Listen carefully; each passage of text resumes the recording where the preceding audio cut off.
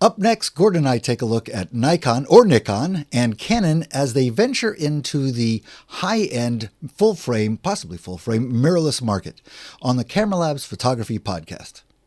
Hi, this is Doug Kay, and I'm here with Mr. Camera Labs, Gordon Lang. How are you, Gordon? I'm very good, Doug. There's something that looks a bit different about you today. Is it a new hairdo or something? Yeah, well, I shaved the mustache a little bit. It's a little shorter. Could that be it? No, I don't think Yeah, I think that's it. No. Should we just move on? I was in a rather severe car accident, so I'm sitting here with a neck brace. Hopefully by the time you see this, I'll be out of the neck brace, but for now, I'm going to be in this for a few weeks. So be kind to Doug in the comments, but be as vicious as you like to me. As Doug said, we are doing a slightly different show today. We're going to be speculating, rumour mongering about the possibility of a future high-end mirrorless, possibly full-frame mirrorless camera from Canon and Nikon. I mean, it's almost a certainty that both companies are going to be launching high-end mirrorless cameras within the next year because, well, they've kind of said as much. Canon's officially said in interviews that it's intending to tackle the mid-range to high-end mirrorless market going forward. Nikon has already said that it's going to bring a new mirrorless by spring 2019. Sony is confident that both Canon and Nikon are going to join them in the full-frame mirrorless market. And the rumour sites are absolutely abound. Canon Rumours reckons that full-frame Canon mirrorless has already been in the hands of some professional testers. Nikon Rumours reckons that there's a possibility of a new Z mount, although they don't know if it is or not. They have, however, seen trademarks for Noct. That could be NOCT, that could be a new lens brand for them, and also some patents for some bright full-frame mirrorless primes. Why would these patents and trademarks exist if something wasn't coming? I should, however, say that Doug and I have no official information. We've not been briefed on this. This is completely what we think, what other people are thinking and guessing. We have no official information. If we did, we'd be under NDA. We wouldn't be allowed to tell you, and the show would be over. So this is our first speculative show. Tell us what you think. Now, before we go any further, you might think, well, you know, both Canon and Nikon already have some decent full-frame cameras, DSLRs. Why would they want to go mirrorless? And the answer is that there's a lot of benefits to electronic composition cameras. If you're filming video, you can use the viewfinder. The viewfinder has got all manner of focusing and exposure assistance, different tricks that you can do during composition. There's the possibility of autofocusing across the entire frame, not just in a sort of small lozenge or diamond-shaped area.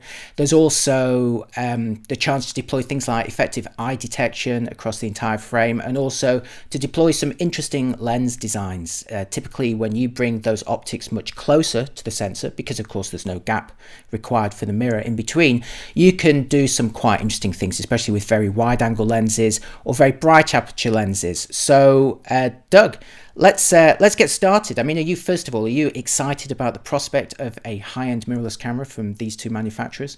Personally, no. I just yesterday sold my very last Nikon lens. It was a 105mm macro, so I'm now completely divorced from the DSLR world. However, I really do look forward to it for the sake of competition in the marketplace. I think Sony's pulled ahead so far that I think it's going to be great to have Nikon and Canon in that market. Yeah, of course, Sony is now on their comfortably into their third generation on the A7 series, at least for the A7 Mark III and the A7R Mark III. The A7S is still on the Mark II, but surely before Canon Nikon announce these, maybe there'll be an A7S III. They've already got a high-end pro body with the A9, so Sony is pretty established in the full-frame mirrorless market, and that has also given it a lot of opportunities to fix some of the problems that it's encountered en route, particularly in terms of battery life, autofocus, and general handling issues. So these are things that Canon and Nikon are going to have to address as well. And if they're going to compete with Sony, they're going to need to get it all right from day one. Otherwise, you know, they've got a lot of catching up to do. So what we thought we'd do in this video and podcast, if listening to the audio, is to kind of split it into a couple of sections. And in between, we've got some surprise guest appearances by some of our YouTubing friends. So stick around for those. It should be a lot of fun. Okay, I'm going to start with design. Now, in terms of how these cameras are going to look, when mirrorless cameras first came out, they were kind of very, very small, and they've gradually got bigger and bigger, at least at the high end, and it is the mid to high end that we're talking about here. The question is what kind of camera body do you think they're going to go for? I mean, Doug, this is the thing that I'm least worried about, because the thing that Canon and Nikon do better than probably almost anybody else is ergonomics. You know, their bodies look fantastic. The controls are all in the right place. They know what kind of buttons to use. You know, backlit buttons. Nikon's very good at doing that. Little joysticks. Everything falls under your thumbs and fingers exactly where you want it to be. Do you think they're going to do something different, something radical design-wise, or do you think we're just going to see a kind of thinner version of a D850 or a 5D4? I think if they're smart, I think they'll probably do a little bit of both. I think if you look at Fuji in particular, Fuji has done a great job in their mirrorless cameras of essentially taking the same camera, the same technology, and repackaging it. One camera might be sort of DSLR-ish, another might be sort of a rangefinder style, but they're inside, they're essentially the same. And I think that if Nikon and Canon are smart, they'll have a range of offerings. The most important thing is what you said at the top of the show here, which is they don't have the benefit of coming out of the gate and getting it wrong the first time. They'll be judged by the current stable of cameras from the mirrorless vendors, whereas Sony, Fuji, Olympus, Panasonic have over the years had this opportunity to experiment, improve. So I would hope that they would have a bit of a range of offerings in terms of body style. I think one of the most important things they're going to have to do to win over, because remember, these cameras are designed to win over their existing high-end DSLR owners, right? So what I think is really critical is that they're going to have to make sure that not only are the ergonomics right, not only is it going to have to look good and work well, but I think it has to be tough. It needs to be weatherproof. It needs to be something that can really handle the knocks, at least as well as a DSLR of that level.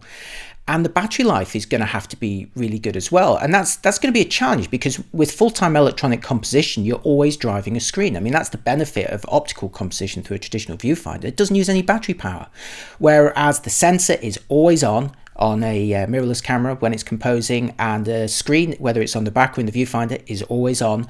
So they're pretty hungry characters, and that's why Sony suffered on its Mark 1 and Mark 2 bodies, and is only just now getting it right on the Mark 3 bodies. Olympus, Panasonic, they've both fixed battery issues. Fuji still has to do some work on that. So I think that's a very important issue. How do you feel about the sort of toughness aspect?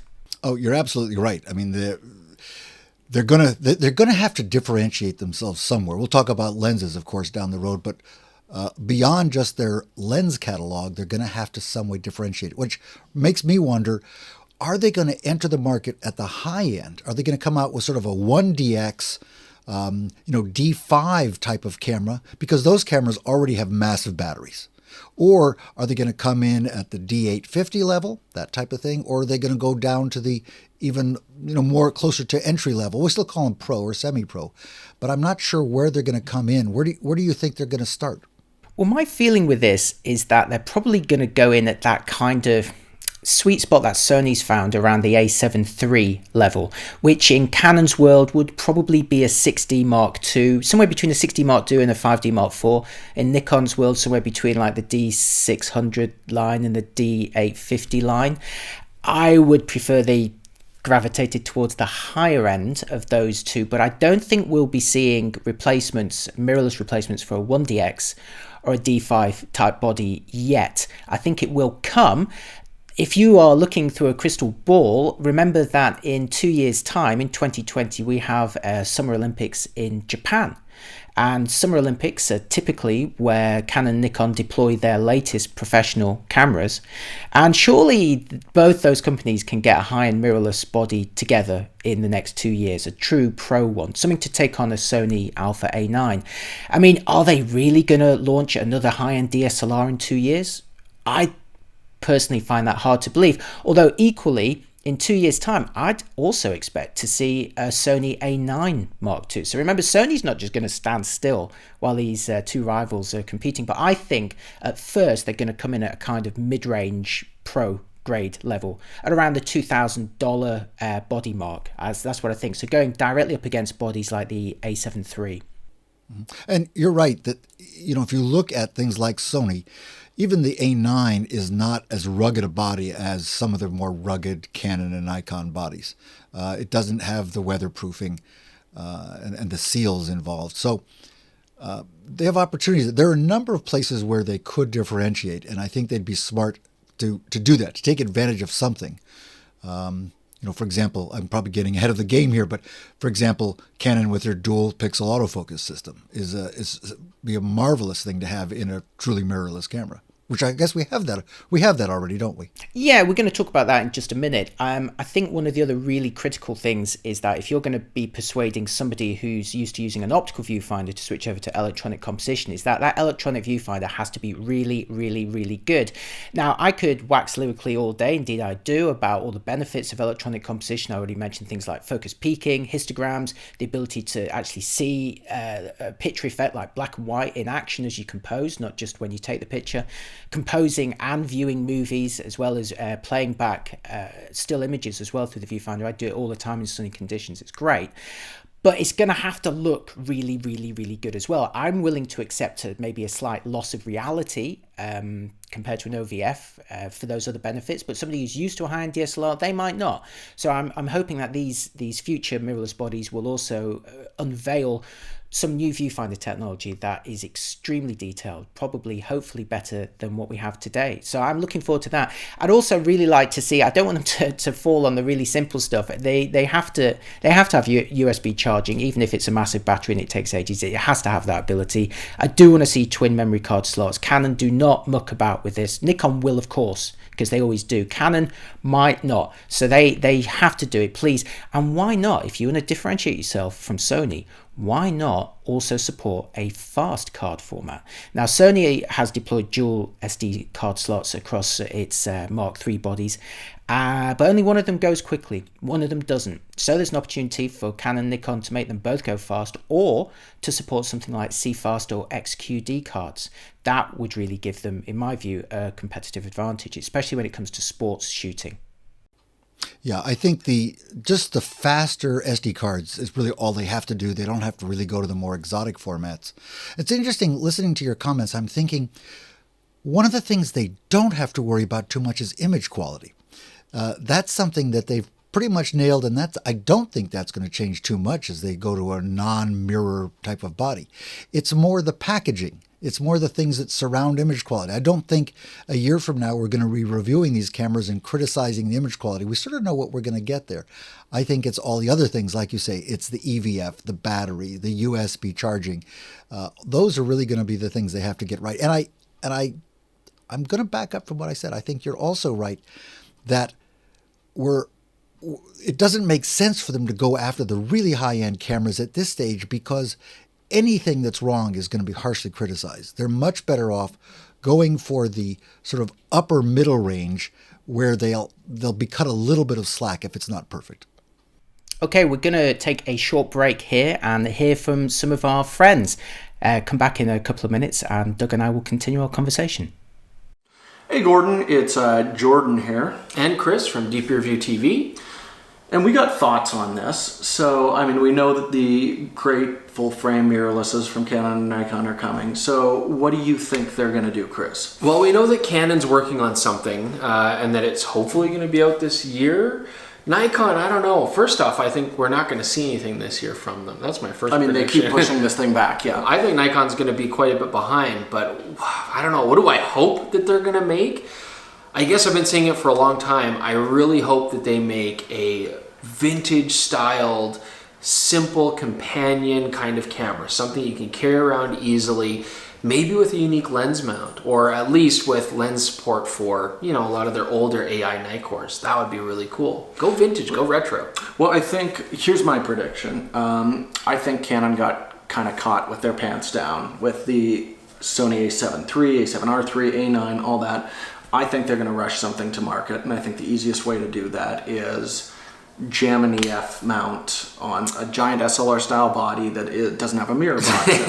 I would not be surprised at all to see them do that, so they can leverage their biggest strength, which is a very big lens line.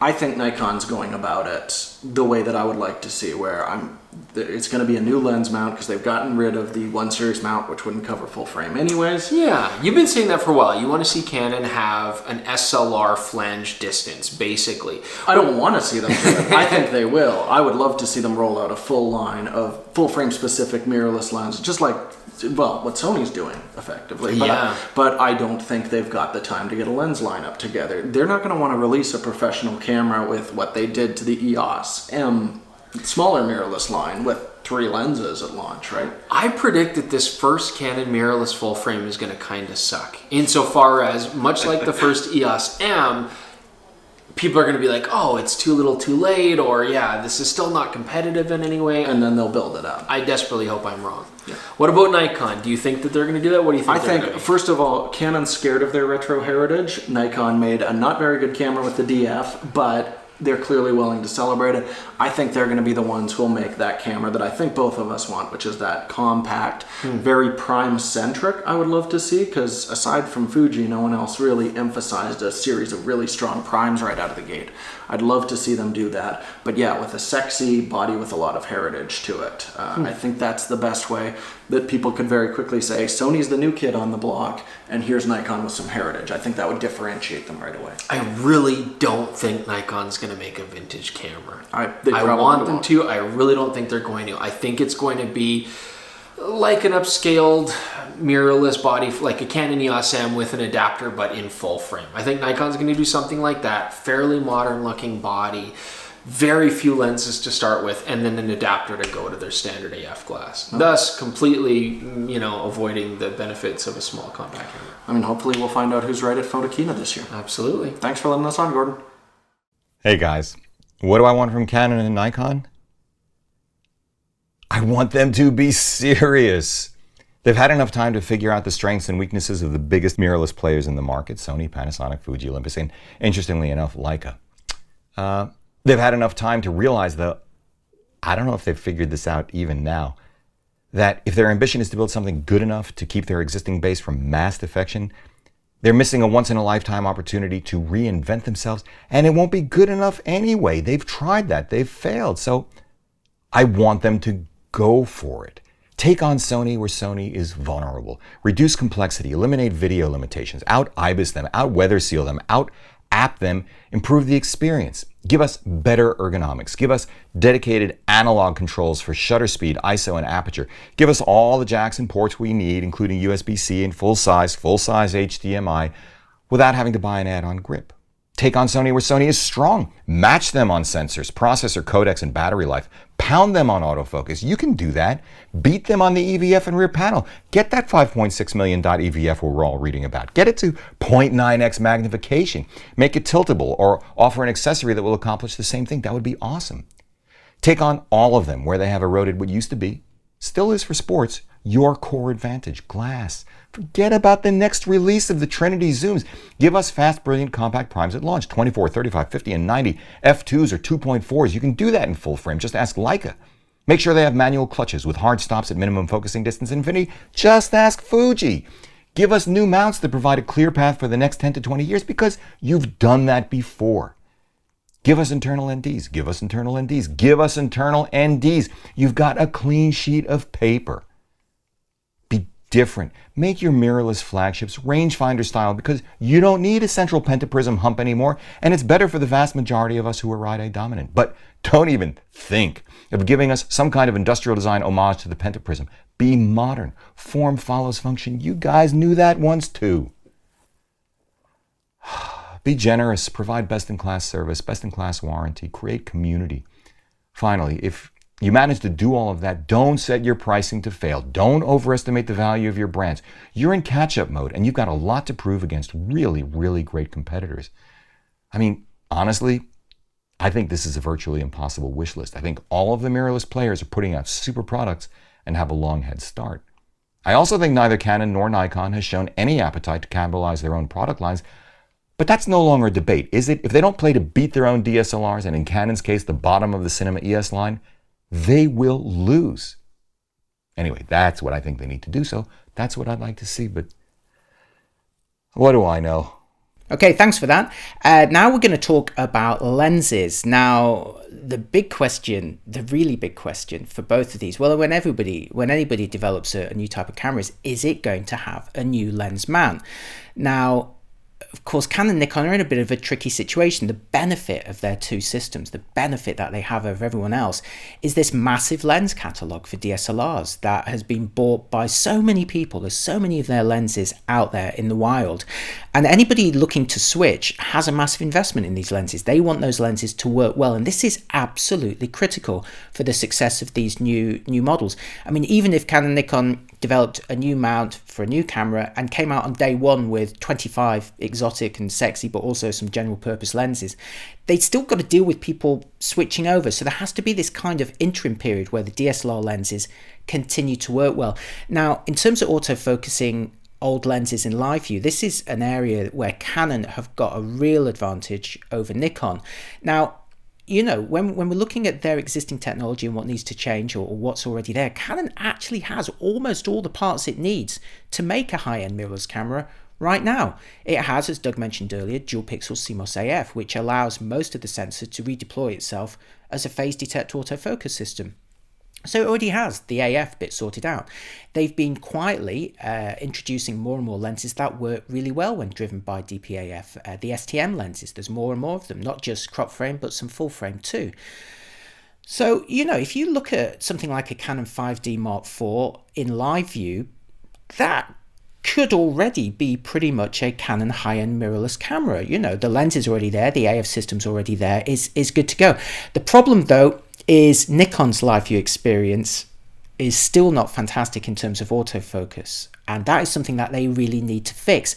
And I'm not sure how they're going to do it, but Doug, that's absolutely critical, isn't it? I mean, if this system can't switch back to an OVF phase detect AF system, it has to rely on a sensor-based AF system, unless it cheats some of the light out the way, like a Sony SLT, which I'm sure they won't do. Although, wait a minute, maybe that's how they'll do it. They need a completely new AF system and possibly a whole bunch of lenses, which would be a real problem, because I don't know that they're going to get anybody to buy these cameras if they have to replace their lenses. I mean, that's a fundamental issue for them. They've lost their huge advantage that way, haven't they? Yeah, definitely. I mean, they have to work well. Not only do they need to fit on it, but they need to work well. They need to work at least as well as they did on the DSLR. Otherwise, what's the point in switching? Unless these bodies have got such phenomenal advantages that they're not currently getting on their DSLRs. So I feel that Canon is much better positioned, at least from the technology that we know about, to work with its existing EF lenses. But I cannot wait. I really hope that Nikon nail this, and surely they have to. But at the same time, you don't want to hobble a new camera just to support the old stuff, the legacy stuff. You know, as we've seen with Apple, for example, when they bravely remove all the USB ports, the Ethernet ports and everything else from their various computers, they're looking to the future. They're going, look, the future is USB-C everywhere. So, you know, that's what we're going to put on. You're going to have to use adapters, and it's going to be compromised with the old stuff, but it means it works with the new stuff much better. So I think this you can imagine, like, the meetings with the engineers and the marketing people and in the boardroom at Canon Nikon's offices, where they try and work out this balance. They could start completely from scratch, abandon all those old lenses, and produce a really, really, truly modern lens mount. A new lens mount in 2018 or 2019. Imagine that. I mean, Canon has done this before. In 1987, it switched from FD to EF. That was when that change took place, and a completely different lens mount, right? Completely different. It went to an electronic lens mount, and it caused all manner of disgruntlement. They're not going to do anything as extreme as that, I'm sure. Whereas Nikon's always gone, no, we maintain compatibility, but that in turn has prevented them from adopting or deploying newer technologies as effectively. And you also have to think, well, if they are going to do a completely new mount, then what makes it different from just buying a Sony or a Fujifilm or a Panasonic? I mean, obviously a Sony if you want full frame, because they're completely new mounts. Unless we forget, and I will mention this again throughout the video, is Sony already actually adapts Canon lenses pretty well. Not perfectly, you know, you don't get all the features. You don't always get, say, eye detection with continuous AF, or, you know, sometimes the AF doesn't work quite as well, but it does work pretty well. And, you know, you've got to wonder, you know, if Canon's DSLR lens adapter, is it going to deliver a similar or better experience than Sony currently offers? Yeah, I think I think it's worth pointing out a couple of the scenarios here. If you look at the normal DSLR, you've got about a 40 millimeter flange to sensor distance. So the lens mount flange to the sensor is roughly 40 millimeters, and that's to allow space for the mirror box. In a mirrorless camera, you don't need that, so the flange distance is about 20 millimeters. And that means at the very least, you need a passive adapter that pushes that lens out so it's an additional 20 millimeters out. Okay, so if you want to use the existing lenses, you either have to have an excess amount of distance between your sensor and your flange, more than you need, or you have to sell an adapter. Once you sell an adapter, or even supply a free adapter, you've lost some of the significant advantage over Sony or one of the others. The alternative, as we've been saying, is you go with the shorter flange distance, you have new lenses. Now you can still use the old lenses with an adapter, but it's a tough trade-off. And as you said, these meetings, they're probably knives and daggers are out over which way to go on this. I wouldn't want to have to make that call. Very tough for them. It's a very tough one, and you can see which way I think it should go, because I haven't even considered the possibility of them doing a native EF or F mount where that basically space for the DSLR box is there but it's empty. That is surely not an option. Although, lest we forget, Pentax did do that on one of their models. It surely can't happen. They have to go for that shorter flange distance because that gives you those benefits with wide angle lenses. And speaking of which, they please have to launch this system with some exotic sexy lenses. And by that I mean not launch it like Canon did with EFM. Now with EFM, which is of course their existing APS-C mirrorless system, they launched it with some boring lenses, just normal speed zoom lenses. I think there was one prime, and there's a macro prime now as well, but there still isn't a fast lens in that native lineup. There is no 50mm equivalent, say 1.8 or 1.4. There's no 85 equivalent 1.8. There's no, the ultra wide is nice coverage wise, but it's not very bright, and it's not. None of those EFM lenses go, look at me, I'm the special one. I'm the one you should buy and show off to your friends and go, hey, I know the others are a bit lackluster, but this is the sharp one. None of them do that. They're all like, They really need some killer lenses. Now, I'm really worried about Canon here that they, if they follow their approach that they did with EFM, then, I'm not so sure. But then Nikon rumors talking about what Nikon might be doing, that they've registered patents for some very bright, sexy looking, bright aperture primes.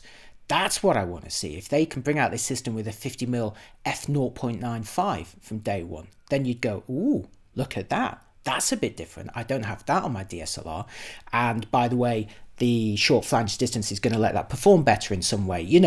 If then you start to see a real advantage. But if you just come out with a bunch of boring lenses or not enough lenses, then, why bother with it? There would have to be better feature advantages then, like some amazing still or autofocus or continuous shooting or video capabilities. But I do remember when Micro Four Thirds was first launched, I was very impressed that Panasonic launched that system with a number of lenses, one of which was a 7 to 14mm, equivalent to 14 to 28. I still have that lens, and that sold me into Micro Four Thirds because I thought, well, from day one, they've got an exotic lens, a really interesting lens that performed well.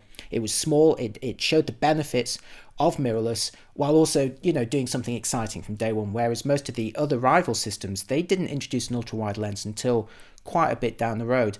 So please, Canon, Nikon, we need some exotic lenses. We need to see that you are committed to this new lens format, assuming it is a new lens format, from day one. There's a similar situation with the longer focal lengths.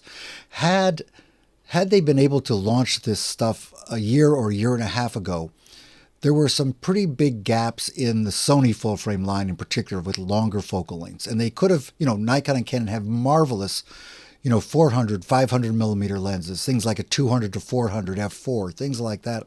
And they could have really had a competitive advantage. The problem now is by waiting so long, Sony is starting to come out with these longer lenses.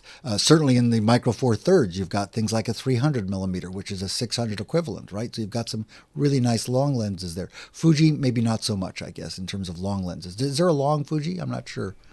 There's some long Fuji zooms, but no long Fuji primes yet. And so they really need that. And Sony, as you say, recognize that. They are about to hopefully bring out the 400mm 2.8, which they've been talking about for a while.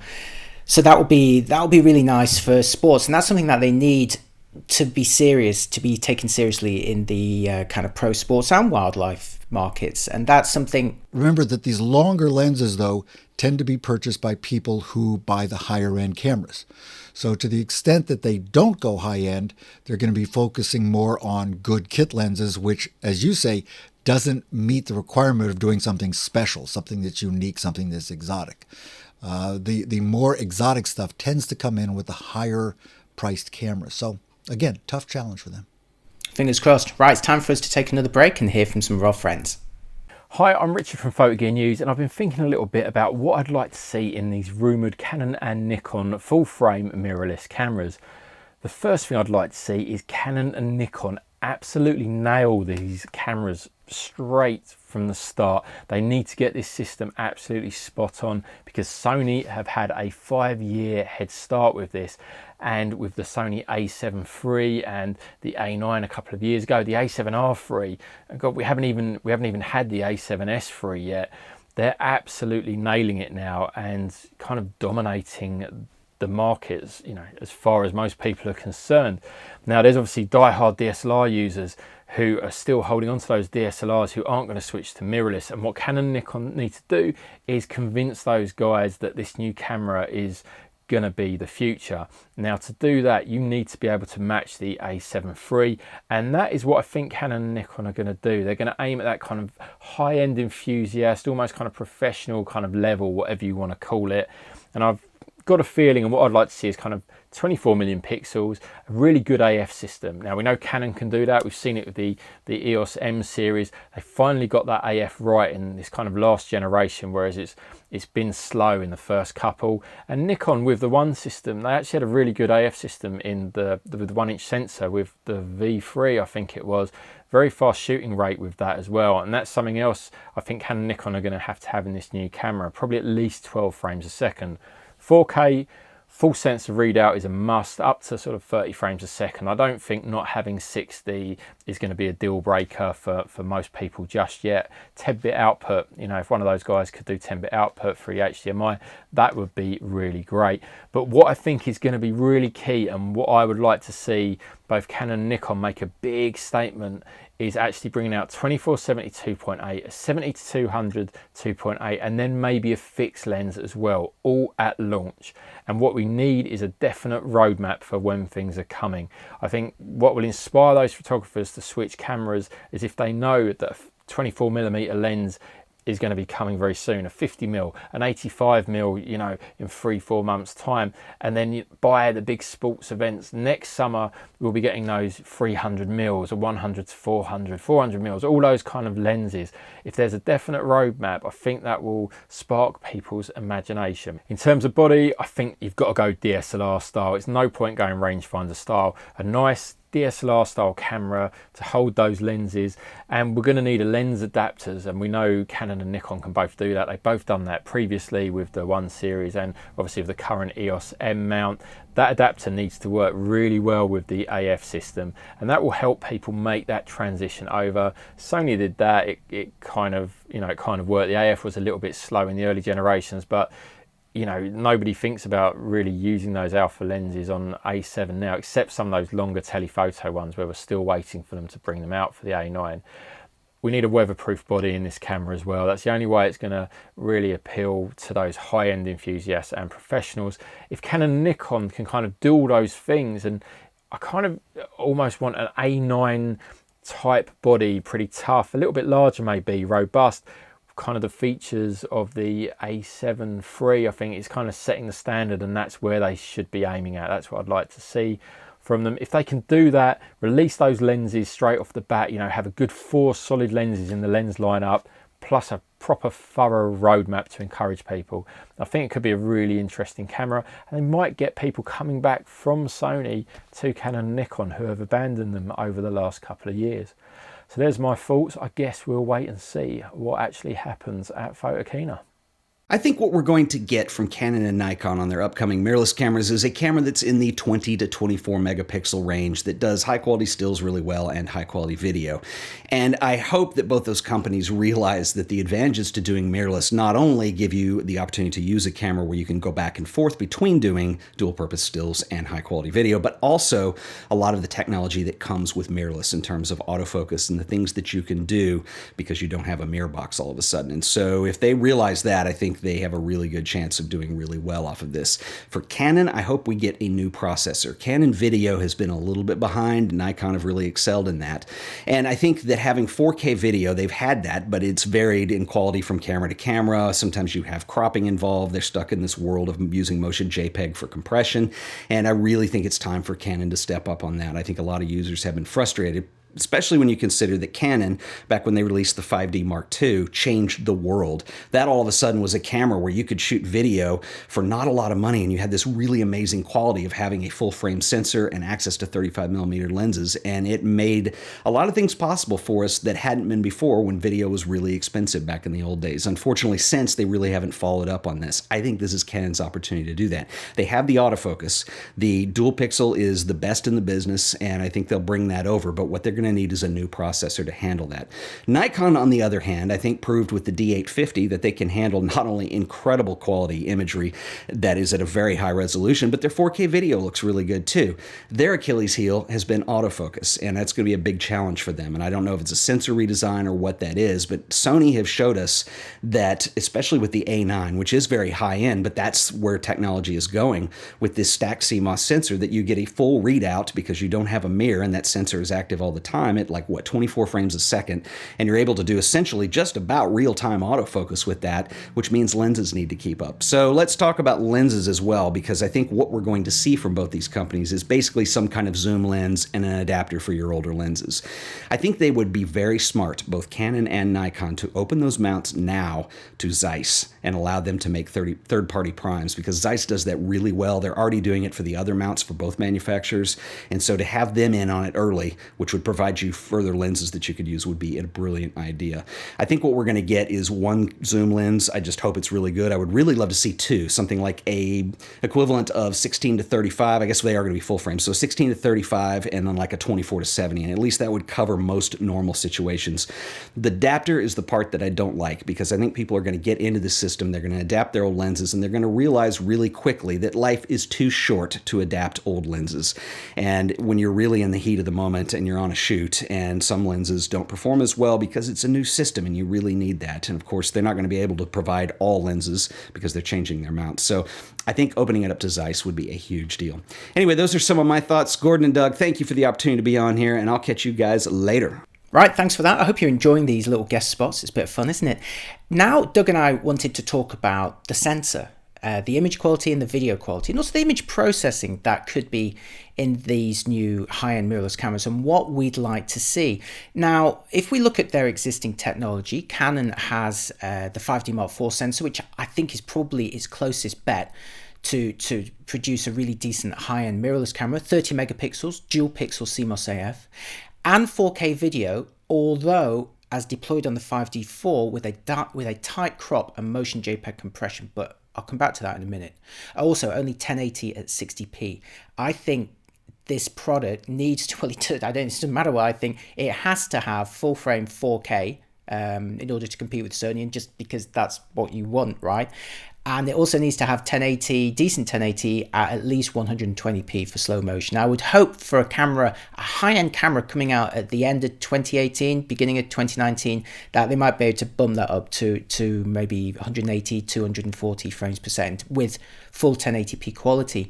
Nikon, the D850 sensor is fantastic, 45 megapixels, full frame 4K video, albeit not with decent autofocus, and 1080 at 120p. But again, no on-sensor autofocus, which is the thing they really need to be able to do. So they could go for this. I think the reason that Canon didn't support uncropped 4K and higher frame rate 1080, there's a couple of reasons that this could be. One of them, which I hope it isn't, is that the sensor readout isn't fast enough. But what it's more likely to be, I think, is that the processor wasn't fast enough to get that data off, to oversample it, and to compress it at a decent degree. Now, I'm just speculating, okay, but that's what I think. Now, you could put a super fast processor in there to crunch those numbers, but it has two big downsides. First, it's going to consume your battery faster. Secondly, it's going to get hot, right? Poor battery issue, possible overheating, but great features. Does that remind you of anyone? Yep, we've seen that before. It's an issue that you have to deal with. It's not, I don't think Canon can't do it. I think they could slap a faster processor in there right now and do full frame 4K with H.264, whatever compression you want, and do a high frame rate 1080, get all that data off and compress it. What they need to do, though, is make sure that that processor doesn't overheat and that it doesn't burn through the battery in 5 minutes. So, Doug, you've used various generations of Sony cameras there. I mean, the overheating and battery is a very important issue, isn't it? Oh, it is, absolutely. And, for years we've been hearing about problems with Sony's overheating and shutting down during long video sessions, things like that. Personally, I've never had the problem, even when I've tested it, but certainly others have as well. I think this goes back to something you mentioned very early on, which is that when mirrorless cameras were first introduced, they looked for every advantage that they could offer, and one of them was the size and weight. But over time, the cameras have become larger, and of course, an f2.8 70 to 200 millimeter lens is really going to be the same whether it's on a full-frame Sony or a full-frame Nikon or Canon. So the bodies have gotten larger. Part of that is to support the larger batteries. Part of that is to support the cooling. A larger camera can dissipate more heat. I do think that heat can be a problem, and I'd be shocked if they couldn't solve that one because, again, they've got the other manufacturers who've proven that they can do it. Yeah, especially since they're also, they're more likely to go for, I think, a larger rather than a smaller body, which is going to be better at dissipating that heat.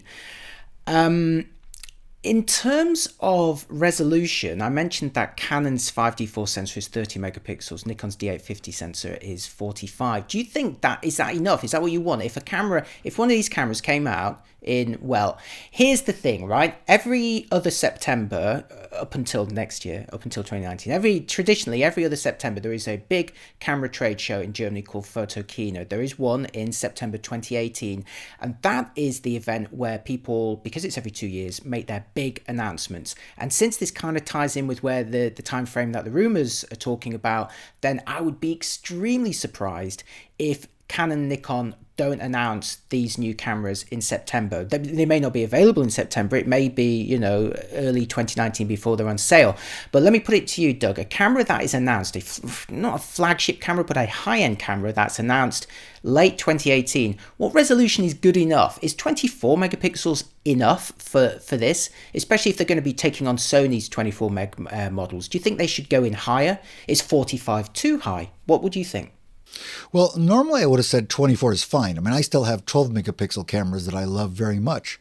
But what surprised me is how many people jumped into the 40 plus megapixel cameras with the Sony a7R Mark III, for example. People who were doing street photography or event photography where they're doing pretty high frame rates are still using these very what we call today high resolution cameras. So I think that whereas we thought the megapixel wars were sort of over and there was too much of that, in fact, there seems to be a demand for it. So I think they're going to have to come out with a relatively high-resolution camera. Yeah. Not for me personally, but I think, there's an expectation that's been set out there.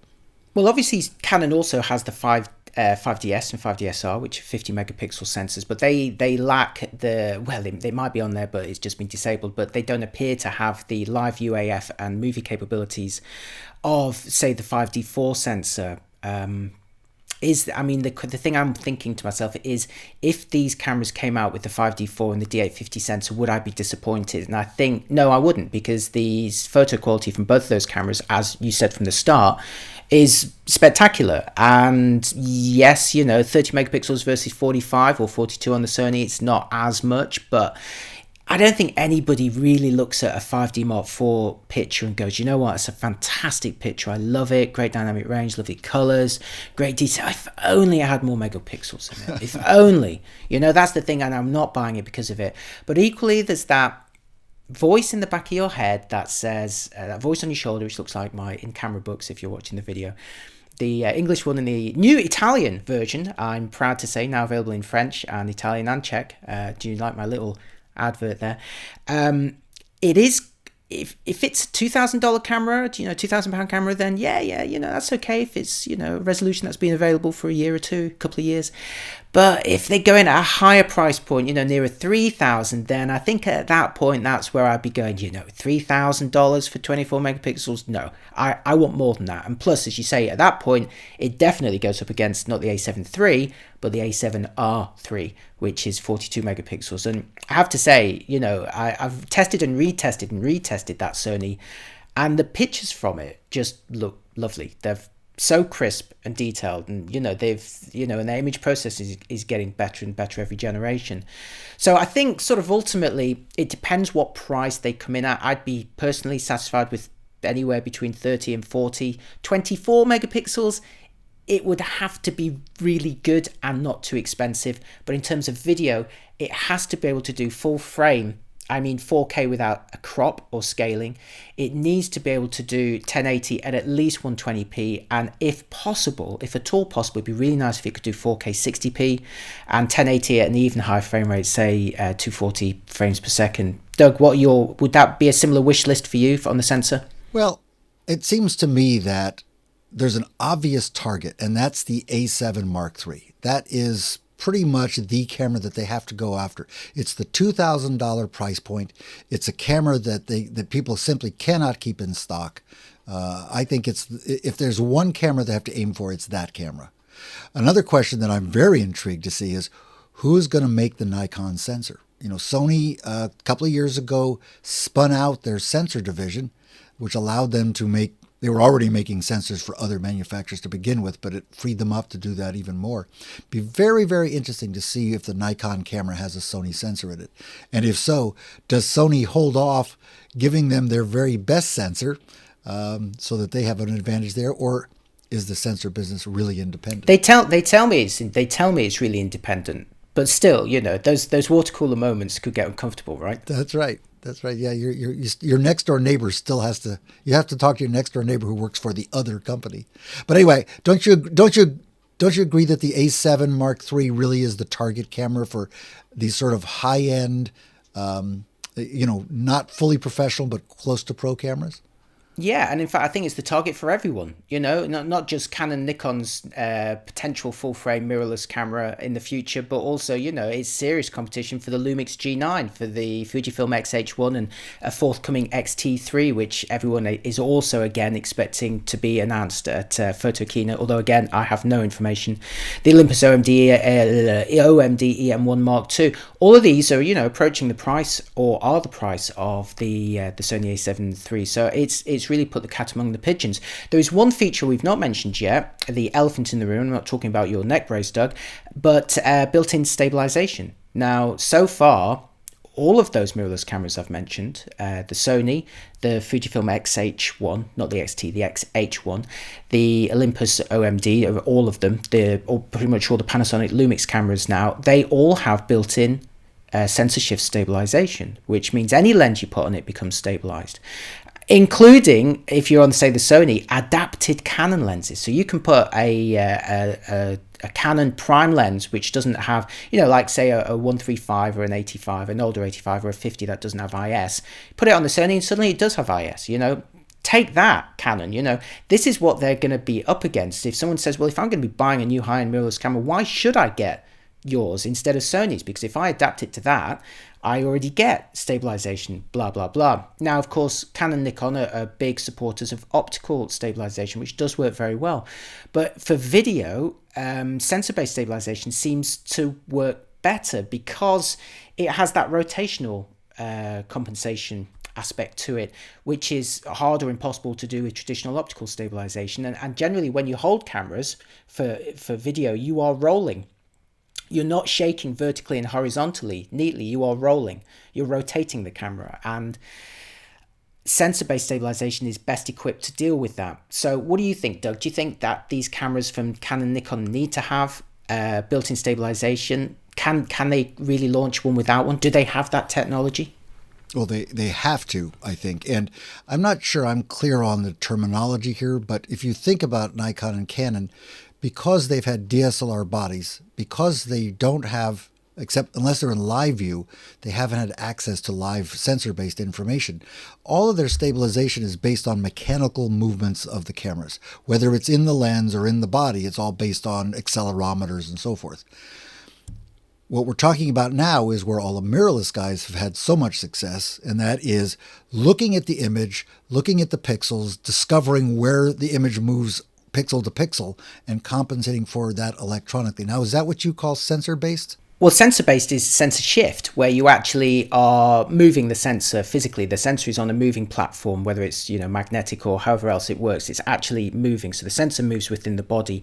But you're absolutely right that if you are operating in live view, you've got so much information to deal with. That processor basically has a full resolution's worth of image to work with at a video frame rate, 24 or 30 or 50 or whatever it is frames per second. That's an epic amount of data. And if you've got a processor that knows what to do with it, it can analyze it for shake, trends in movement that it can compensate for, whether physically or electronically. And of course, what we mentioned earlier, all those benefits, including really effective face and eye detection, which it can just recognize because it has all that information at a very high resolution at its disposal, and also just fantastic metering because it can recognize a tiny face from miles away and go, well, maybe they want that, maybe they don't. It can really look at that scene, whereas other metering sensors are much less sophisticated. Even the more detailed ones, they don't have 24 megapixels worth of information to deal with. That is the benefit, one of the benefits of shooting in live view, which of course is the only approach when you have a mirrorless camera. So yeah, that was the long answer to your question. I'm talking about physically shifting a sensor, and that is what Sony, Fujifilm on one model, Panasonic and Olympus now all have. So, and Fujifilm fought for ages against it, and they eventually complied. Yeah, what I was separating in my mind was the difference between how do you compensate for the motion, which is moving the sensor or moving the optics, versus how do you detect and decide what you have to do. And in this case, if you have access to the live image data, you can use that to help you decide what has to be shifted. And that's where the mirrorless vendors have had much, much more experience. Yeah, they've been doing this for a long time. And at this point, just before we wrap up, just another couple of words from our friends. I think Canon is going to come out with a full-frame mirrorless camera by the end of the year. Super high megapixels, like 50. I think you might be right. For Nikon, though, I think they're further behind. Like, their live view focusing still kind of sucks. Ooh. I don't know. I feel like they might be delayed a little bit, but at the same time, they have to try. So I'm going to say not until 2019, and then they're going to go for the lower end, like 24 megapixel, $2,000, that price point. Time will tell. Hi Doug and Gordon, thank you very much for inviting me to your show. I'm Matt from Your Lessons, and here are my 2 cents on the hopefully upcoming full-frame mirrorless camera from Nikon and Canon. So what I would like to see? Well, personally, I'll be interested in seeing a high-end model, possibly a flagship model or an advanced prosumer model, for different reasons. We've seen a lot of interesting development when it comes to mirrorless cameras and mirrorless technology in the past few years. Think about electronic viewfinders on sensor face detection, autofocus, and also electronic shutters. And the Sony A9 is a very good example of that. So I think that a high-end model with advanced technology like that could put Canon and Nikon back on track with their competitors. Also, a high-end model would allow them to keep a design and ergonomics that it's more or less similar to their currently DSLRs. So current DSLR owners would feel very familiar with the camera. But also it would be something different from what Sony is currently offering, because the A7 series and the A9 are smaller cameras, which is great for many things, but when you use long lenses, heavy lenses for wildlife sports, the grip is not the best. So I think Canon and Nikon could improve that aspect and bring to the market something that's different. Video would also be very important. And thinking about Canon more precisely, I think Canon needs to improve the video aspect of its mirrorless cameras and its still cameras in general. I know they have the Cine camera series, the C100, the C300, etc. But if they want to compete with Sony, I think they need to improve that aspect, because one of the reasons Sony is so successful is because the A7 series is great for video as well. They have great video capabilities, lots of settings for filmmakers. So Canon should make an effort with that.